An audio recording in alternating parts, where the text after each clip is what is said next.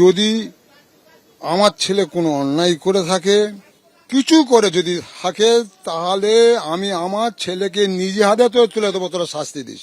সে দৃশ্য করুন দৃশ্য, এখানে যা ফেলে যে মেরেছি মানে সে দৃশ্য দেখা যায় না। তার যেরকম বাচ্চা চলে গেছে বুকে থেকে, আমারও বাচ্চা বুকে থেকে আমি তাড়িয়ে দিয়েছি, আমার দরকার নেই। দুই পরিবারই সন্তান হারা, কিন্তু এক হতদরিদ্র পরিবার সন্তানকে হারিয়ে আজ শোকার্ত। ঠিক উল্টো দিকে আরেক পরিবার বলছে ছেলের যা হয়েছে ঠিক হয়েছে, দুষ্কর্মের ফল পেয়েছে। বারুইপুরে নাবালিকাকে ধর্ষণ খুনের ঘটনা ও তার পরবর্তী পরিস্থিতি এভাবেই দুটো পরিবারকে দুই প্রান্তে দাঁড় করিয়েছে।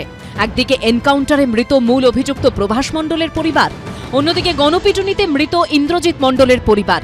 নাবালিকা খুনের সঙ্গে যে ইন্দ্রজিতের কোনো সম্পর্ক ছিল না, অথচ মা বাবার সামনেই বাড়ি থেকে টেনে এনে তাকে বেধড়ক মারধর করা হয়। পরে মৃত্যু হয় ৩৫ বছরের ইন্দ্রজিতের। সকালবেলা আমার ছেলে ঘুমোচ্ছে, মানে এবার ঘুমিতে উঠেছে, আমি ওখানে দাঁড়িয়ে রয়েছি, এসে আমাকে বলছে যে তোমার নাম অজিত? বললাম হ্যাঁ আমার নাম অজিত। কে তোমার ছেলেকে পাড়ে দাও? কতজন এসছে? তা অন্তত ১-১৫০ হবে।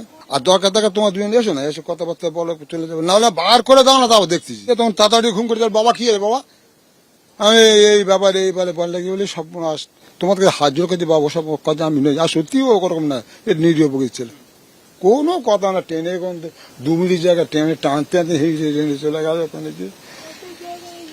সে দৃশ্য করুন দৃশ্য, এখানে যা ফেলে যে মেরেছি মানে সে দৃশ্য দেখা যায় না। আমার ছেলে খুব বোকা, খুব ভীতু। আমার ছেলে সবার জিজ্ঞেস করো, আমার ছেলে ভীতু, আর কেউ নেই। কোনো দোষীদের ধরা হলো না, তার আগেই থেকে একটা নির্দোষকে পিটিয়ে মেরে দিল। সেদিনে অত লোক ছিল তো, পুলিশ এদিকে আমি দেখিনি, পুলিশ এদিকে আমি দেখা পাইনি সেখানে। ছেলেকে হারিয়ে যখন দু চোখের পাতা এক করতে পারছেন না নিরাপরাধ ইন্দ্রজিতের মা বাবা, তখন ছেলের মৃত্যু সংবাদ পাওয়ার পরও নির্লিপ্ত মূল অভিযুক্ত মৃত প্রভাস মণ্ডলের মা। ছেলের ওপর এতটাই ঘৃণা। কোনো আশা আমার নেই, আর দরকার নেই। ওকে মেরে দিন, খুন করুন, যা করুন করে দিন। আমি সবসময় একই কথা বলে আসছি। তারও মার বুক খালি হয়েছে, আমারও কি দরকার, আমারও জাগবে, আমারও বুক খালি হয়ে যাক।